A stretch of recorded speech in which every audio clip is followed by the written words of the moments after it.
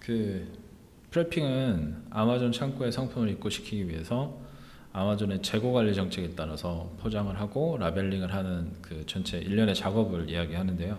프레핑 자체는 셀러가 하셔도 되고 제조사가 해도 되고 프레핑 전문 업체 아니면 아마존이 해도 되는, 누구나 하는 것이 가능하거든요. 근데 셀러가 직접 제조를 하는 경우를 제외하고는 제조사가 프레핑을 해주는 것이 제일 비용적인 측면에서 그 좀 우월하지만, 그 정책 자체가 아마존 그 재고 관리 정책이 수시로 바뀌기 때문에 그 까다로운 그 아마존 내부 규정을 항상 알고 거기에 맞게 맞추는 것이 쉽지 않아요, 사실. 그래서 만약 오류나 미비점이 있으면 그 아마존에서 그 입고를 불허할 수 있기 때문에, 만약 그런 문제가 생기면 또 셀러가 모든 책임을 져야 해서 사실 프레핑 전문 업체를 사용하시는 것을 저는 추천을 드리거든요. 만약 프레핑 업체를 사용하시면 그 프레핑 업체가 그것만 전문으로 하기 때문에 아마존 정책을 항상 확인하고 정확하게 지키기 때문에 그 문제가 생길 일이 좀 많이 없어요. 하지만 이제 제조 시설에서 프레핑 업체로 갔다가 프레핑 업체에서 또 아마존 창고로 배송이 한 번 더 이루어져야 되기 때문에 비용적인 측면에서 손해가 조금 있을 수는 있습니다. 그리고 또 아마존이 프레핑을 하도록 선택을 하실 수가 있는데요.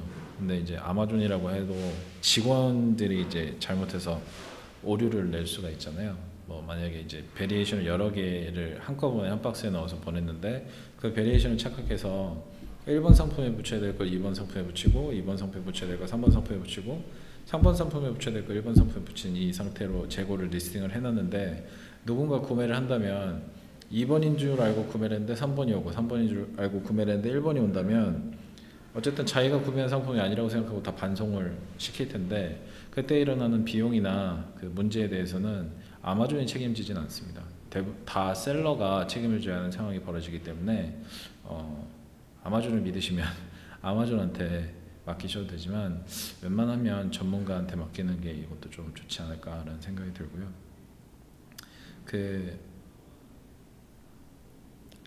프레핑 자체가 FBA에서 가장 중요한 절차이기 때문에 누가 할지는 꼭 심사숙고하셔서 프레핑 주체를 정하시는 게 좋을 것 같습니다. 그리고 인디비주얼 팩이냐 케이스 팩이냐는 예전에는 굉장히 중요했는데 현재는 그렇게까지 중요하진 않아요. 그래서 뭐 나중에 이제 FBA로 송부할 때 그 선택을 하시겠지만, 그냥 단순하게 알아만 두면 인디비주얼 팩은 그 하나의 박스 안에 들어있는 상품 그대로 판매가 가능한 상품을 말하고요.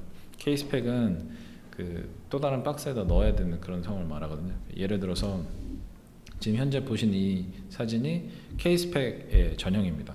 그래서 이런 식으로 배송을 하게 되면 케이스 팩이고, 아니면 뭐 화장품인데 이런 큰 박스 안에 들어있기는 하지만 그 각각이 하나의 별도 박스에 들어있다라고 하면 그거는 이제 인디비주얼 팩이라고 보시면 돼요.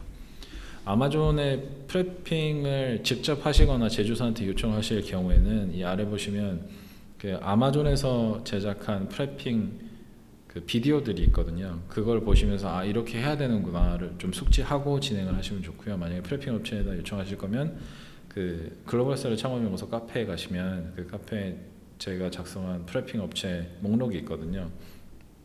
혹은 만약에 이제 거기 가입이 안 돼 있으시면 이 비디오 아래다가 그 목록을 제가 한번 다시 작성할 테니까 그 프레핑 업체랑 연락을 하셔서 그 프레핑을 진행하시면 되겠습니다.